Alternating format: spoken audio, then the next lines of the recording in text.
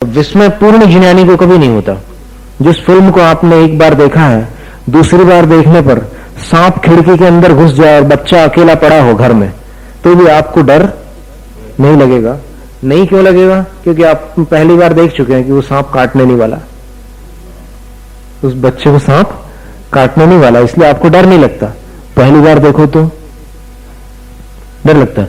इसी प्रकार भगवान के स्वरूप में जो सर्वज्ञता होती है, देखो शब्दों में तो वहां भी माना गया है कि भगवान त्रिकालदर्शी है, आता है ना वहां भी। विष्णु सहस्रनाम स्तोत्र हमारे पास है, तो उसमें भगवान के जो नाम दिए 1008 नाम दिए, उसमें ये सब त्रिकालदर्शी, विश्वेश, ये सब जो अपने जिन सहस्रनाम में जो नाम आते हैं उसमें बहुत सारे नाम वहां भी आते हैं। तो जो त्रिकालदर्शी है, अब शंकर जी भी त्रिकालदर्शी है, तो उनको ये नहीं पता था क्या कि इसको मैं वरदान दे रहा हूं और आगे क्या करेगा ये बात आएगी ना विचार में। तो ऐसी बहुत सारी बातें हैं।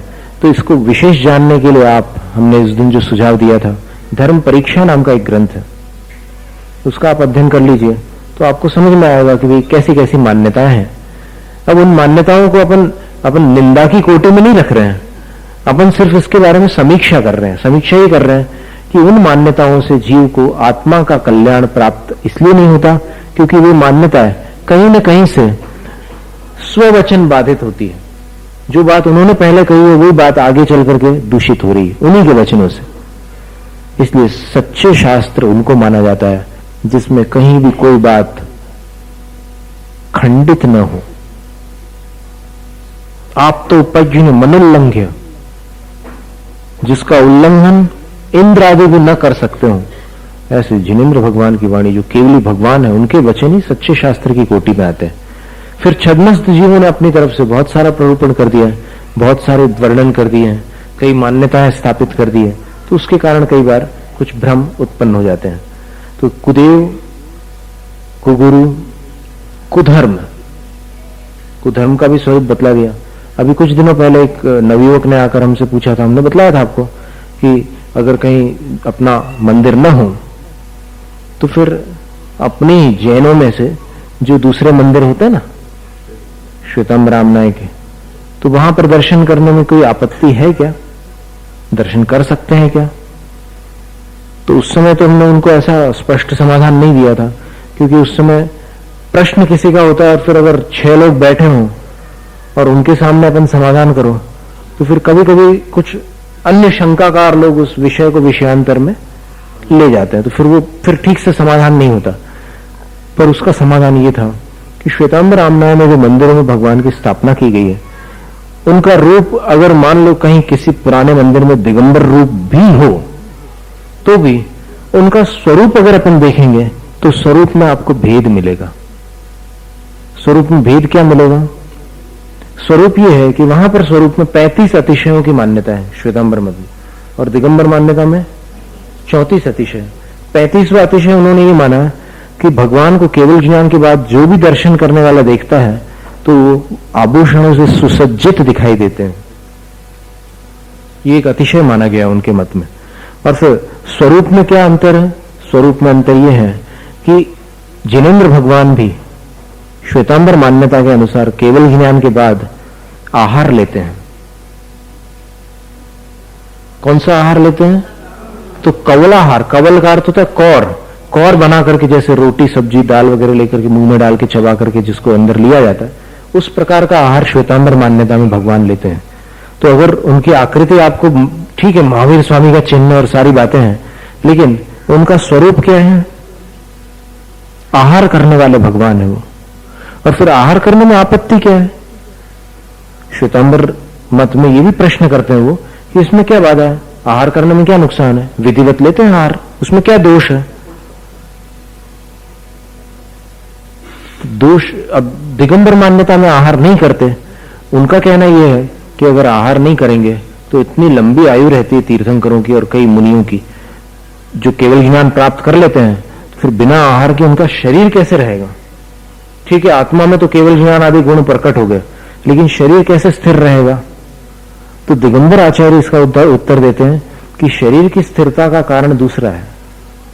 जो उनके पास कोई भी केवली भगवान के पास 9 क्षायिक लब्धियां होती है, नवक्षायिक लब्धियों में एक अनंत दान है, एक अनंत लाभ भी है। उस लाभ से उन तीर्थंकर भगवान को शरीर में ऐसे श्रेष्ठ परमाणुओं का लाभ होता रहता है जिससे वो शरीर 8 वर्ष अंतर मुहूर्त कम पूर्व कोटि काल तक व्यवस्थित अवस्थित रहता है। यानी शरीर को कोई क्षति नहीं पहुंचती। मुंह से भोजन लिए बिना परमाणुओं का अपने आप लाभ होता रहता है क्षायिक लाभ की अपेक्षा से, इसलिए उनको आहार की आवश्यकता नहीं है। और उनका कहना है कि नहीं, आहार हमारे यहां तो भगवान आहार लेते हैं क्योंकि शरीर की स्थिरता उस आहार से ही हो सकती है, ऐसा उनका मत है। पर अभी अपन देखते हैं कि कई बार कुछ मनुष्य भी काफी समय तक बिना आहार के रह सकते हैं। अमेरिका में 90 डेज का रिकॉर्ड है, 90 दिन तक बिना आहार के व्यक्ति रह सकता है। ऐसा उन्होंने कोई केस पाया है कि 90 दिन तक आहार नहीं लिया लेकिन फिर भी वो जिंदा है। और फिर यहां पर भारत में तो अभी आए थे, यहां पर खोड़ियार मंदिर में आपने देखा था, उन्होंने कितने वर्षों से आहार नहीं लिया।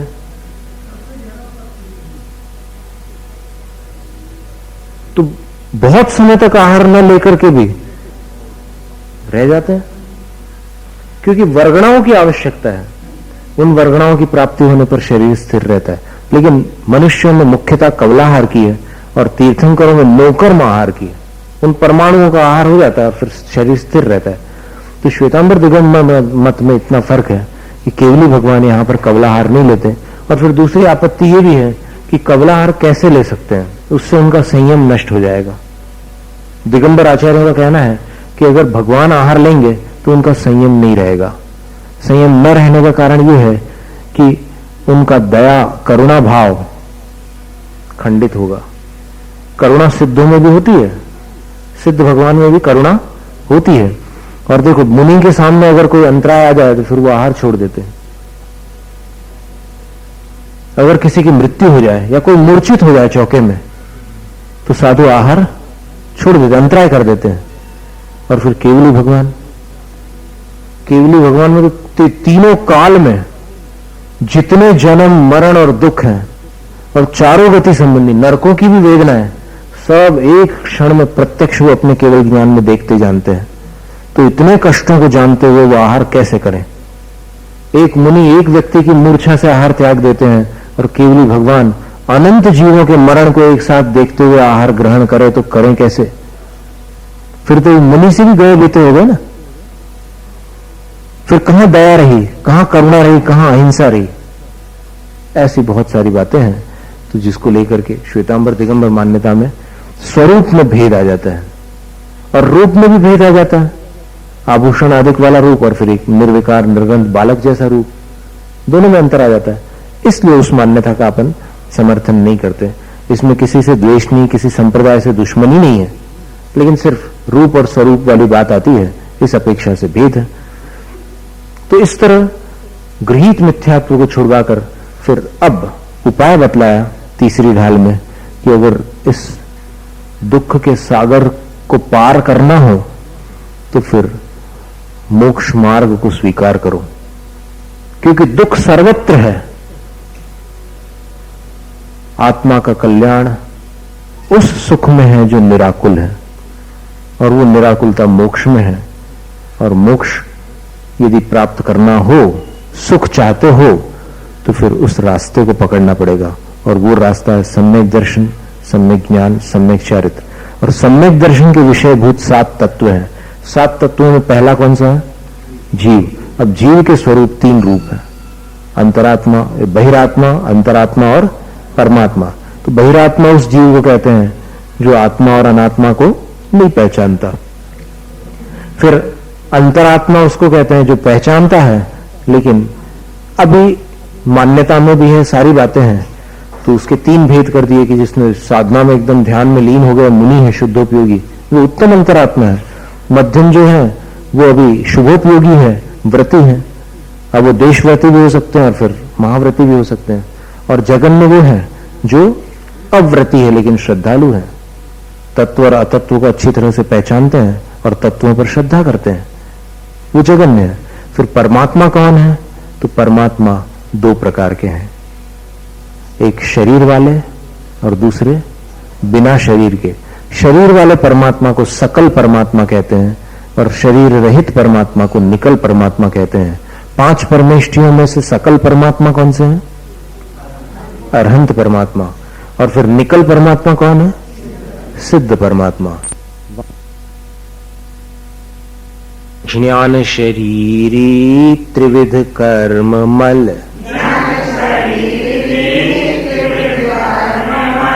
वर्जित सिद्ध महंता,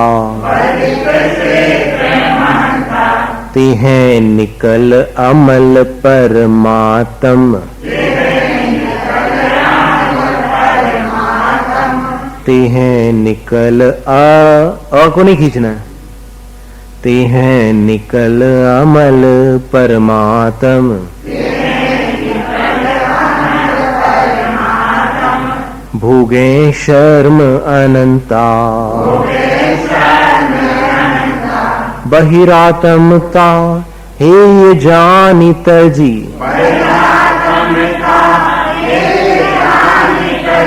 अंतर आत्म हुजे, परमात्म को ध्याय निरंतर,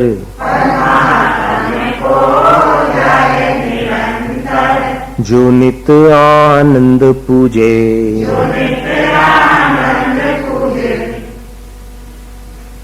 ज्ञान शरीरी। अब पिछले काव्य में बतलाया था कि परमात्म द्वैविध, परमात्म 2 प्रकार के हैं। परमात्मा कौन से 2 प्रकार के? हाँ, रागी और वीतराग नहीं, क्योंकि परमात्मा रागी नहीं होते। जैन दर्शन में परमात्मा जो होते हैं वो वीतराग ही होते हैं।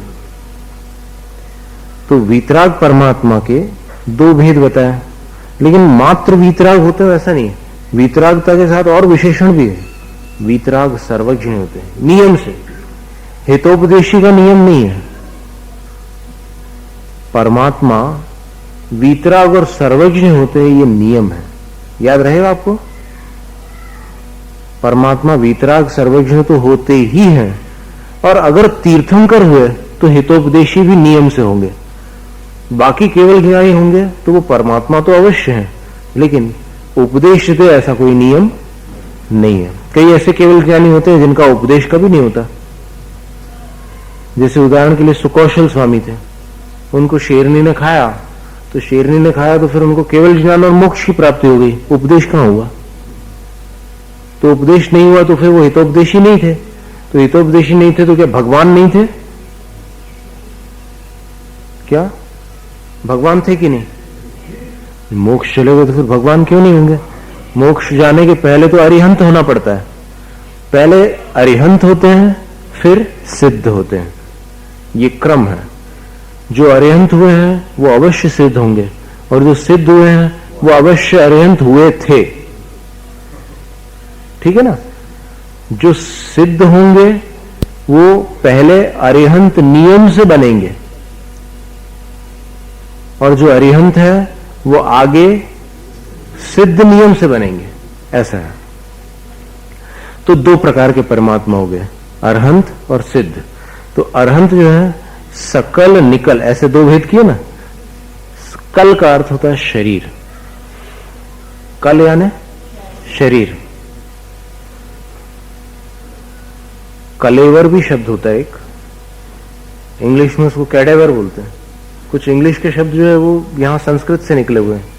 द्वार को डोर बोलते हैं इंग्लिश में, द्वार है ना संस्कृत में, तो द्वार और डोर में ज्यादा फर्क थोड़ी है, द्वार को डोर बोलते हैं। ऐसे कई शब्द हैं। स्मित, स्मित यानी मुस्कुराना, हंसना, उसी को इंग्लिश में स्माइल बोलते हैं। कई शब्द हैं। तो सकल और निकल 2 प्रकार के परमात्मा है। तीन में घाती निवारी, घाती कर्म का निवारण करने वाले। कौन से घातीय कर्म? ज्ञाना, 1 मिनट, शब्दों का उच्चारण थोड़ा सा अपन ध्यान से करें। ज्ञानावरणीय है या ज्ञानावरणी है या ज्ञानावरण है? 3 में से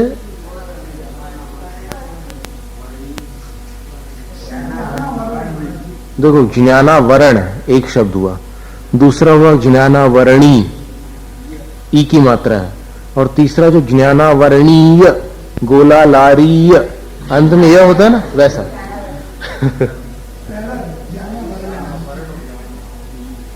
सही है। तो पहला और आखिरी वाला सही है, बीच वाला जो ना ज्ञानावरणी, वो कहीं कहीं छंदों में कोई कवि ने लिख दिया हो तो लिख दिया हो, लेकिन वो मूल शब्द संस्कृत में नहीं है। संस्कृत में ज्ञानावरण होता है, अथवा ज्ञानावरणीय, अंत में यह भी आ सकता है। तो चार घाती कर्म के निवारण करने वाले सकल परमात्मा है। तो श्री अरहंत सकल परमात्म। और कैसे होते हैं अरहंत भगवान? लोकालोक निहारी, लोक और आलोक का अवलोकन करने वाले। निहारी का अर्थ क्या होता है? अपनो बिरद निहार के। निहार के मतलब देख कर, और बिरद का मतलब, बिरद का अर्थ होता है स्टेटस, माने अपनी सत्ता, अपना पावर, अपनी शक्ति, उसको देखकर कीजिए आप समान। एक भक्त आपके सामने खड़ा है, उसके अंदर शक्ति नहीं है आपके जैसे बनने की, इसलिए आपके ऊपर वो सौंप रहा है भार कि आप अपना स्टेटस देख लो, आप अपनी क्षमता देख लो, और आपके पास तो अनंत शक्ति है ही, तो आप ही अब मेरा कल्याण करो, मैं तो आपके सामने भक्त बनकर के खड़ा हूं। ऐसी प्रार्थना करते हैं भगवान से। तो ते श्री अरिहंत सकल परमात्म, वो सकल परमात्मा है। लोकालोक निहारी, लोक और अलोक का अवलोकन करते हैं। निहारी का अर्थ देखते हैं। घाती निवारी का अर्थ चार घातिया कर्म में सबसे पहले किसको नष्ट करते हैं भगवान?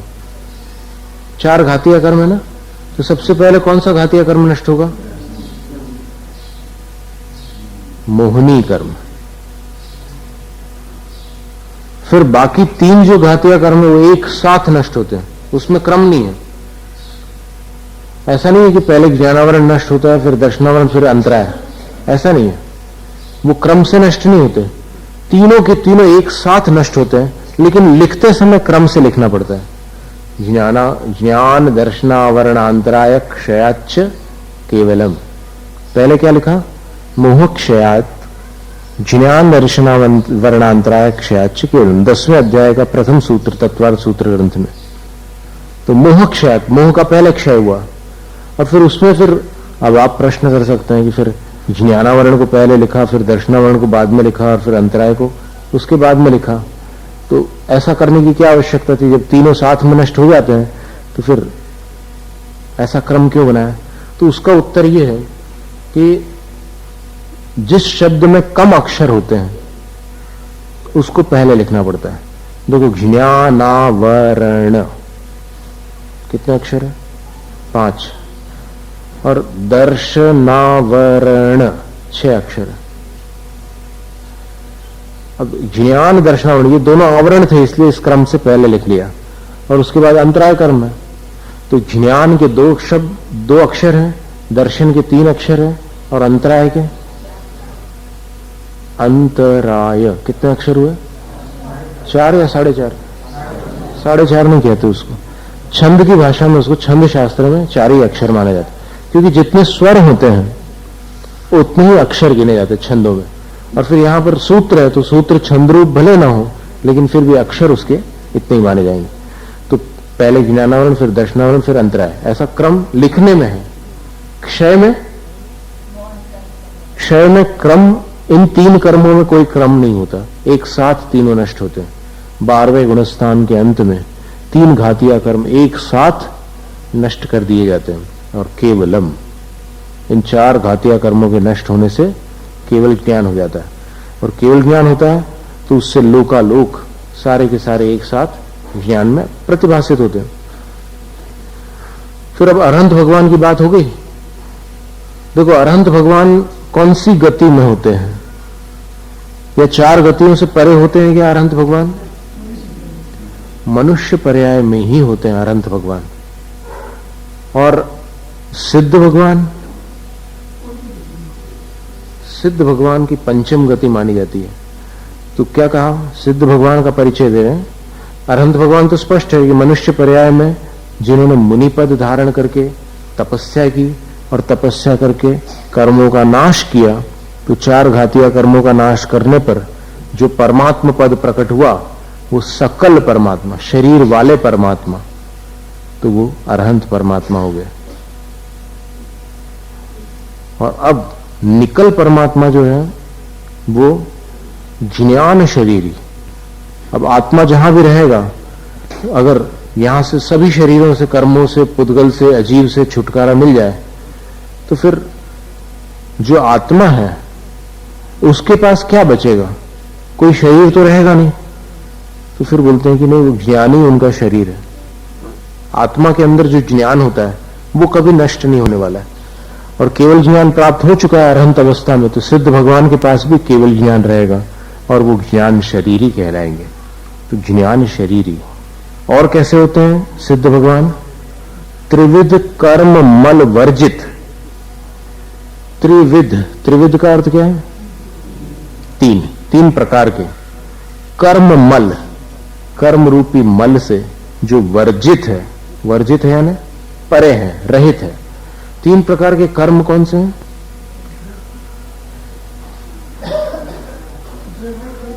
ये तीनों याद रखने की चीजें। देखो 3 की संख्या बहुत बार आती है जैन शास्त्रों में, तो ये भी 3 की संख्या आप लोगों को याद रखने योग्य है। एक तो 3 क्या है? रत्नत्रय, सबको मालूम है। 3 लोक है, 3 दोष है। कौन से 3 दोष है?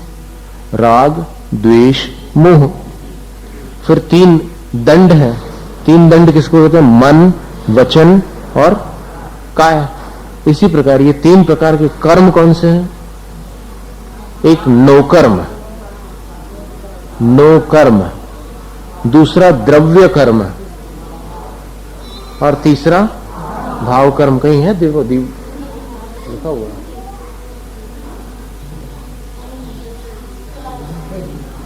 ठीक है, अच्छा होशियार है। मतलब क्या है कि विद्यार्थी लोग आज के जमाने में सब कुछ सीख लेते हैं, कहां कौन सा आंसर निकल आ सकता है वो सब पता चल जाता है। तो 3 प्रकार के जो है, नो कर्म, द्रव्य कर्म और भाव कर्म। चलो वो जिसने भी लिखा उसकी मेहनत आज सफल हुई समझ लो, या जब जिसने पढ़ा हो तो ठीक है। तो नो कर्म किसको कहते हैं? जो कर्म के फल को प्राप्त करने में सहायक होता है उसको नो कर्म कहते हैं। अगर आपकी याददाश्त अच्छी हो तो फिर आप धन्य भाग्य हैं, और न हो तो फिर कागज और पेन का सहारा ले